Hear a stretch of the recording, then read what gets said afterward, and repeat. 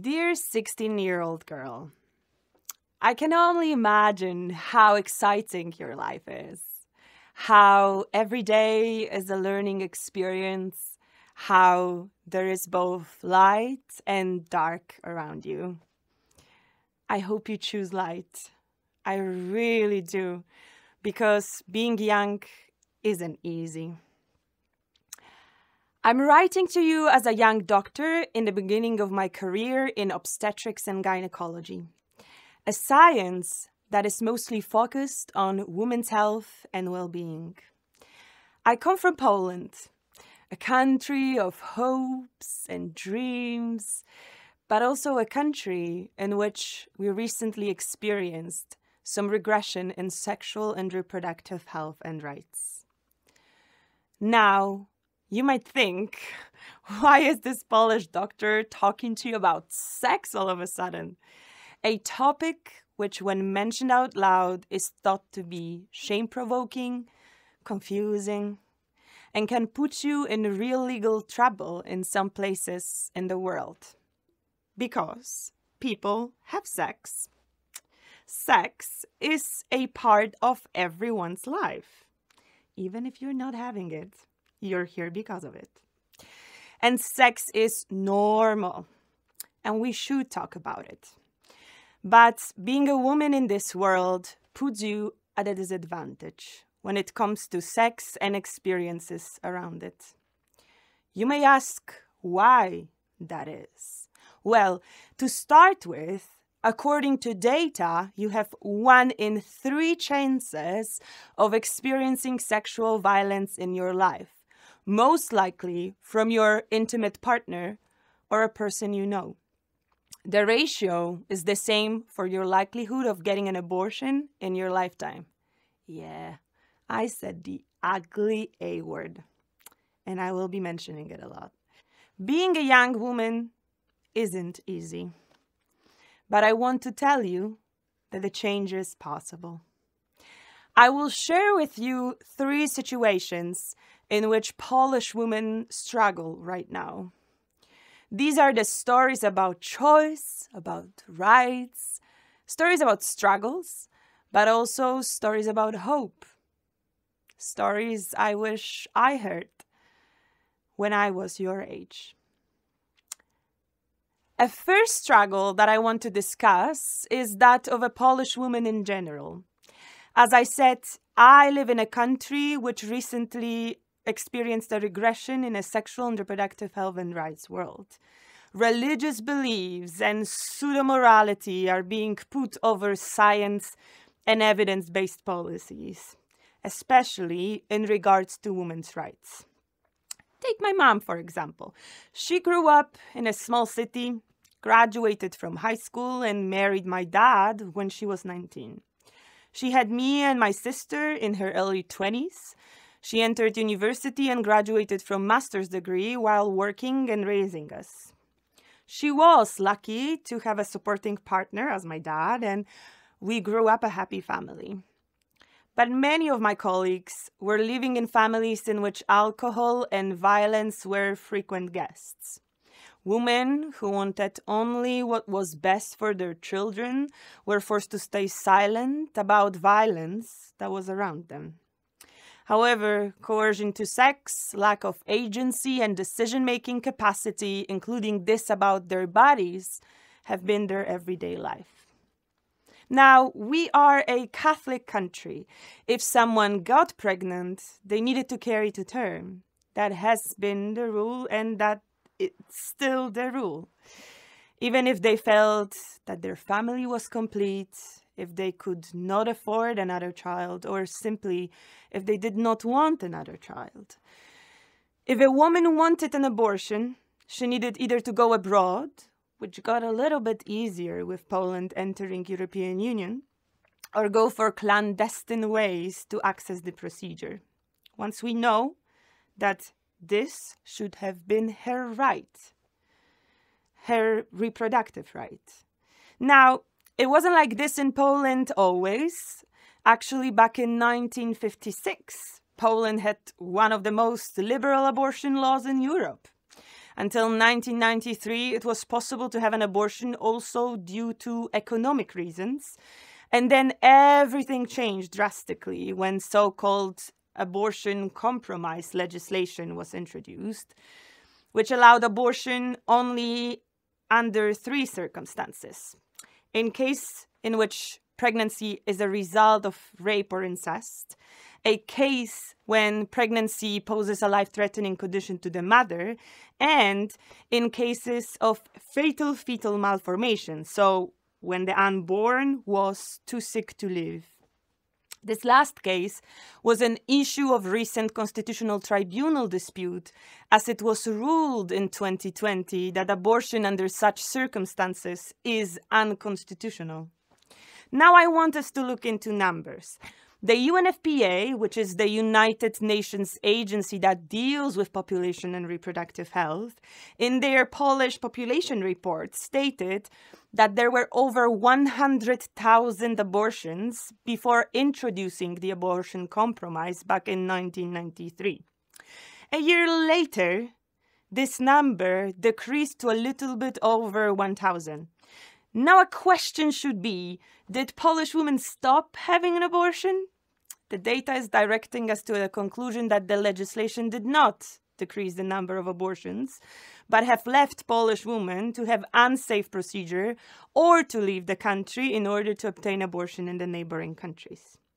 Moreover, recent deliberations in Parliament got into further proceedings a project of revoking Istanbul Convention, which is the first legally binding European treaty to prevent violence against women. Revoking the Istanbul Convention removes the requirement for Poland to have protections in place for women who are survivors of domestic violence. Remember when I told you that 1 in 3 women will experience sexual violence in their lifetime? Yeah, you're right. The government wants to ignore 1/3 of Polish women. What is the lesson from this story, you'd say? Well, safe choice is necessary because things will happen nevertheless. Istanbul Convention is focusing on prevention. So what happens if we do not have those mechanisms in place? People don't stop making a choice when it's taken from them. That choice just gets more dangerous. We need to respect women by acknowledging their autonomy. There is this one quote of Martin Luther King, "No one is free until everyone is free." I truly believe that Polish women should be free so that all of us can be free. Truly, completely. The second struggle I want to talk about is one faced by girls like you. Young and fierce, I bet. You and your peers are starting to have sex, or you're probably learning about sex too. When I was a young girl, which was not that long ago, we were told not to wear skirts too short because we can tease boys to rape us. We were shamed to talk about sex, to have sex, not to have sex. We were shamed to use condoms. We were shamed not to use condoms. I remember that one of the girls in my high school got pregnant, and I remember people laughing and gossiping about her, how her life was over, how it was her fault. Well, it takes 2 people at least, doesn't it? Yet we, women, are somehow slaves of shame. I always wondered what would happen if she had a choice. A choice to decide about whether she wanted to keep this pregnancy. In my country, there is no free access to contraception for people under 18. We basically allow sexual intercourse for people who are over 15, but young people cannot decide about their bodies fully until they are 18. So for them to access hormonal contraceptives, including emergency contraception, they need parental consent. There are still few thousands of Polish under 18 young women who are giving birth, and they are not given a choice. And I believe that this is the key, a choice. Everyone should be free to proceed with the pregnancy or not to proceed with pregnancy. Their body, their choice. The ability to make a decision about their bodies is being taken from Polish women when they are being stripped from the laws and policies they need and they deserve. Another problem is that there is no comprehensive sexuality education programs in Polish schools. The only classes that should at least briefly touch base on those topics is raising to live in a family classes, which are limited to only 14 per year, are not mandatory, and often taught by priests. People who take vows of celibacy, talking about sex. Kind of ridiculous. Can we then allow the statement that they might be free from religious influences? I will allow you to answer that question. With lack of proper knowledge, youth might seek information from other sources, such as the internet, porn, or peers. And if you think that porn should be the only source of sexual education, then oh well. We all watch it, but it is not perfect either, to say the least. So, what may happen if we did have comprehensive sexual education you wanted? Well, studies have shown that teens who receive such education are almost half as likely to have unintended pregnancy.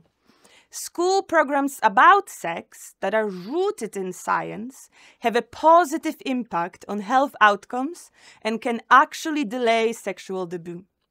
According to UNFPA, comprehensive sexuality education enables young people to protect health, well-being, and dignity. And because the programs that are based on human rights principles advance gender equality and the rights and empowerment of young people. Well, now I love what UNFPA states in their mission. And their mission is to deliver a world where every pregnancy is wanted, every childbirth is safe, and every young person's potential is fulfilled. Cheesy, but we truly need the comprehensive sexuality education and recognize that it prevents, not causes, prevents teen pregnancy, and that it is necessary to achieve gender equality and a healthy future. And we need it for young people like you to achieve their full potential indeed. The third story is about people on the other side of the wall. It is my story. In medical school, I was told that science and humanity do not overlap. You have to focus on evidence-based medicine and books, theories, and crap cycle. Don't ask me about it. Every medical student is still probably living their trauma about it. Rather than being human. Throughout my education, in fact, I realized that medicine is much more of a social science. When studying medical ethics, we are being told about the principle of autonomy, giving patients a right to decide about their bodies, that it has a better effect on patients' outcomes, yet when it comes to leaving the choice in patients' hands, I do not think we are doing a good job. Doctors are being paternalistic over women's decisions to have children or not, as if we believe that 6 years of med school and a title and some letters after our names is giving us a right to be almighty and take somebody else's decisions. But physicians who understand their role is to offer care, which the patient ultimately decides upon, actually provide better care, and with more adherence. Therefore, it is pivotal for us, doctors, to play the role of advocates for women and their rights to bodily autonomy, to be with women not only in beautiful moments, but to support them and stand with them during the most important choices in their life. Yet, there are not a lot of doctors in Poland who want to speak loud and clear that safe abortion and contraception should be available for Polish women at their needs whenever they want. We say the Hippocratic Oath's word, do no harm, and still we are staying silent about important issues which are actually harming the patients. Unfortunately, many doctors choose to stay silent, put their heads down, and not speak up. Sorry to break that for you, but medicine is political, even if you want it or not. That is why doctors and patients should stay together in the fight for sexual and reproductive health and rights. The time for change has come. The time for change is now. We need more doctors who are willing to be with patients no matter what. We need doctors who will be the advocates for women's rights and who recognize that feminism is not a pure philosophical construct, but a medical too. The examples might go on, but the conclusion is one. We need evidence-informed sexual and reproductive health and rights. We need the laws and policies that are based on science, not on religious beliefs. We need a medical education system that teaches students to focus on science, but also practice with compassion. Unfortunately, the law is not giving us a lot of choice at the moment, but I hope it will change, as it is going to be hard to grow up and fulfill your full potential as a young woman. The change is in our hands, and I invite all of you listening to this letter to support this fight, because only collectively can we achieve equality. Dear 16-year-old girl, I want you to be proud, fierce, and take in your both hands the future that lies ahead of you. The choice should be yours, and yours only, to be whoever you want, to love whoever you want. So please take the future in your hands and fly. Your older sister friend is here to support you in all the fights. The fight for a better, brighter future for 16 years old like you. Yours sincerely, a young doctor for choice.